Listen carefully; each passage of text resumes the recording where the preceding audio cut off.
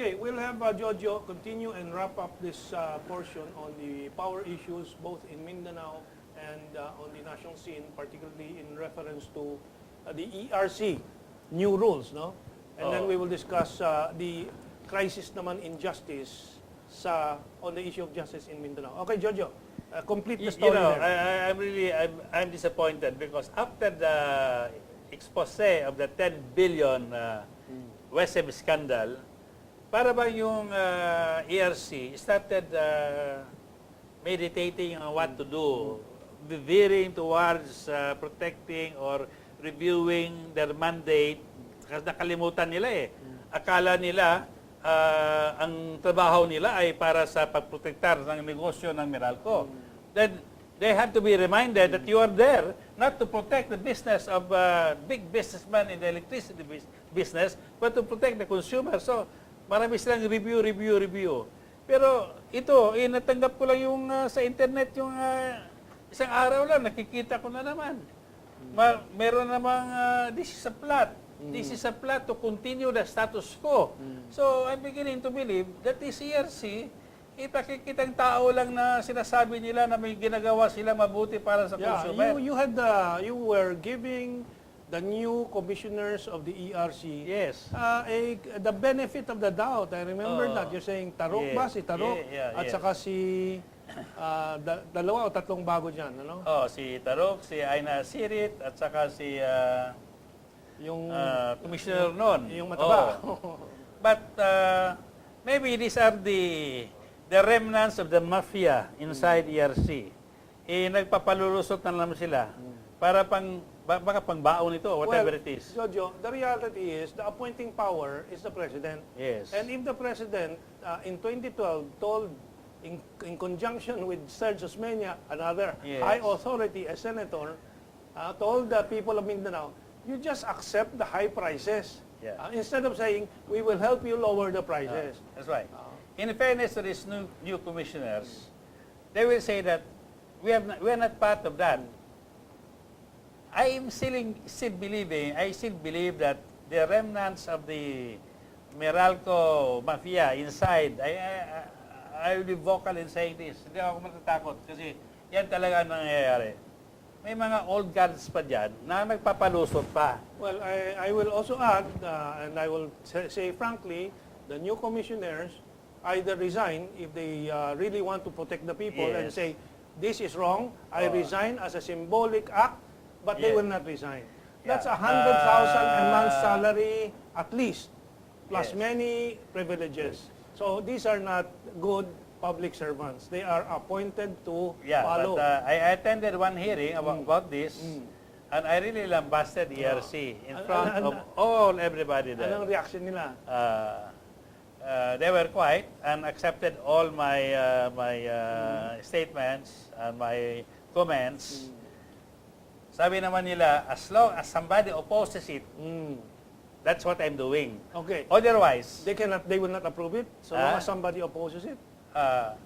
there are 6 cases that's handled by me that up to now is in the limbo.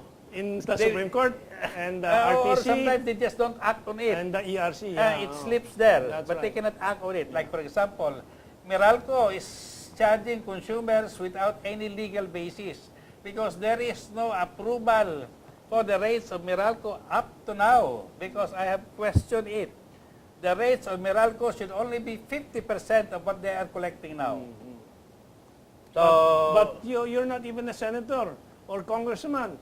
And none of the senators and congressmen are making noise about these issues. yes, I give them copies of my position papers, but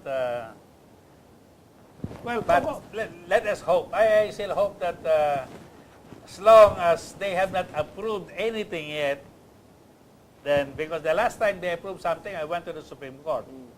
They were just lucky because I was considered to be a non-party.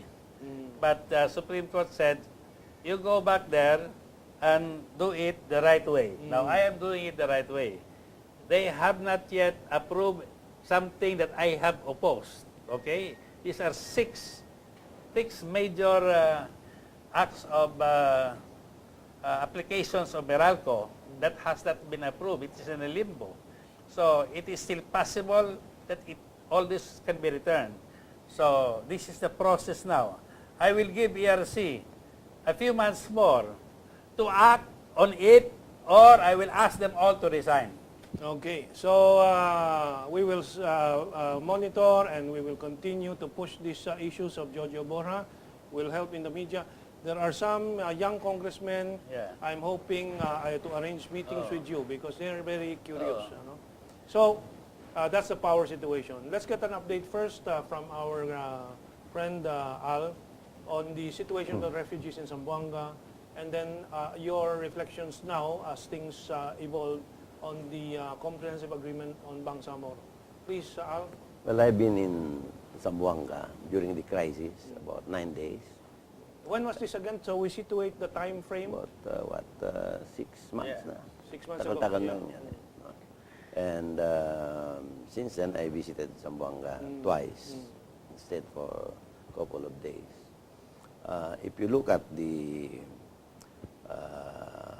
environment where the refugees are, as if they have not been touched by government assistance or the multi-million or billion foreign assistance coming in. Can you recall what assistance have officially come in already? Well, I don't have the figures, but you can see it on the faces of the people and the situation of their communities. No? Because I visited many of the so-called evacuation centers. No? More than, I think, 100 already died, right? That's what I got from the news they were report. saved outside of the firefight and the fire that raged among areas. No? But then, within the confines of the safety of so-called evacuation centers, they perished. That's sad. No? I brought this to the attention of some friends of mine, the Senate, and even wrote the Senate to have a hearing right in Zamboanga City so that they can listen directly to what the people have to say about it. They conducted the hearing only in the Senate premises and never went to Zamboanga City to listen directly to the people. No? And those who were invited at the Senate hearing were government people, the city mayor, the congressmen, and the PNP, AP, who were supposed to oversee the security of the area, but not the civilian population who were directly affected by the armed conflict and the burning of their homes. Having said that, up to now, there is no major significant manifestation of real, true, meaningful assistance to the people in that area. And what's even worse, they were moved to places where they don't have access to their livelihood.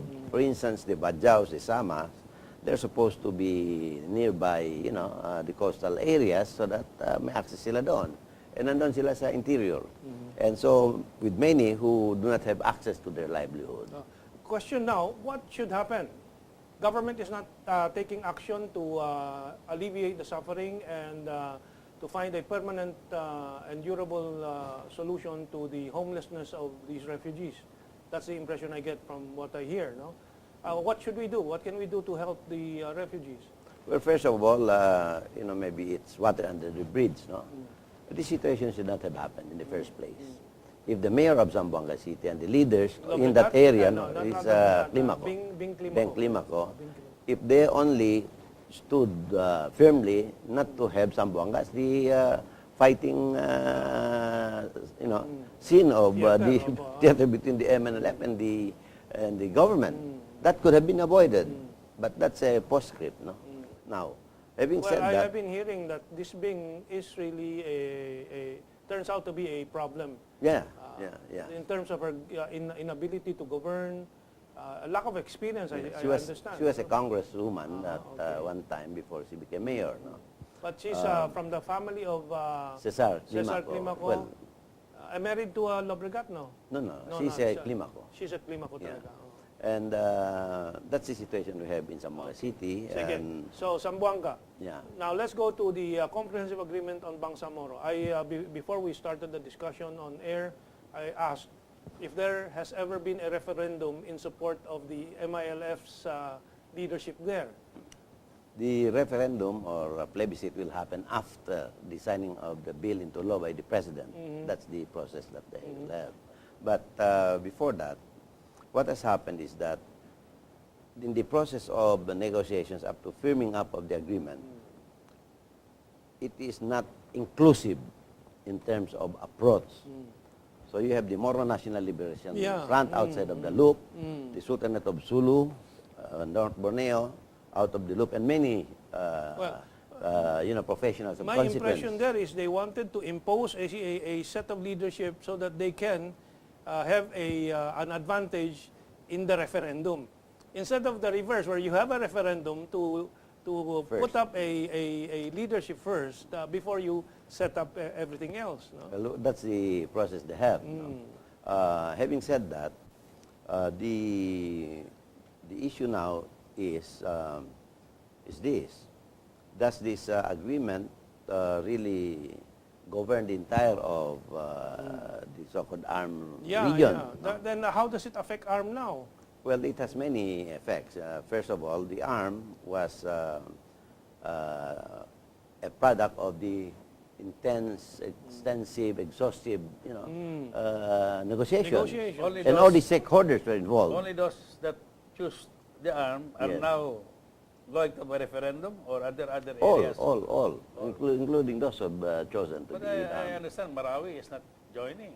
Well, there are protests in several areas Protesting. now. They don't like- Marawi is also Muslim, but they're not joining and they're protesting. They- Why? they didn't They're join Well, they not have the their same. own reasons. For instance, itong autonomy was the prescription of the Organization of Islamic That's Conference I to see. end the war in Mindanao.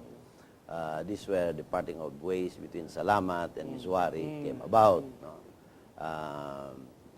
So with that, it was pursued from President Mrcos' time. Only there were two regions. Then under Cory, isa na lang, and successively implemented now. Quick flashback, because I followed this through. The best formula was President Mrcos' formula.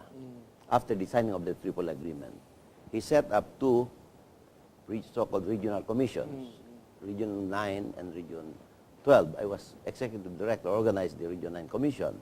And these were two functional, effective commissions. And there was correlation, interaction, coordination between the two regions during that period. Then what happened was, after the crafting of the law, we have only one region. And you see, this reflects Cory what na. that happened yung kay Cory, no? So if they only pursued what happened during the Mrcos, formula, we will not have this problem. And instead, enhance this autonomy to two federal states by amending, of course, our Constitution. And this is the sure, certain formula to resolve the war in Mindanao. Whatever they are trying to do now and in the future, I think will just be palliatives, because how can you govern effectively when Malacanang still dictates on the people there? When the executive branch is the one still directing the operations from, Malacanang. So the idea here is really for the Muslim South to have two federal states. One for the island provinces of Sulu, Tawi-Tawi, and Basilan. Which is basically Tausok. Tausug. Yes. And we have to go back to history. Unfortunately, this administration doesn't have any sense of history. We had the very strong Sultanate of Sulu that governed the entire region, which included Zamboanga, even Palawan, and of course Sabah. And under Sultan Kudarat and the other sultans of Maguindanao, which included the Maranao area. So if you have the two federal states, effectively, tapos ng gera dyan. And the people will now decide So yung what to gera do. is not only between the two sides and the government, but the two sides are also continuously having tensions and conflict. There is no tension because of the non-inclusion in terms of the stakeholders. The idea of government really is supposed to bring all the stakeholders National together. unity. National unity, reconciliation, peace, which is not happening under this Okay, scheme we of have to things. take a break. We'll continue with that. And then the two of you will give a holistic answer to the question, is there a sabotaging of Mindanao? And what should we do? Okay, let's take this break. ay, ipapa-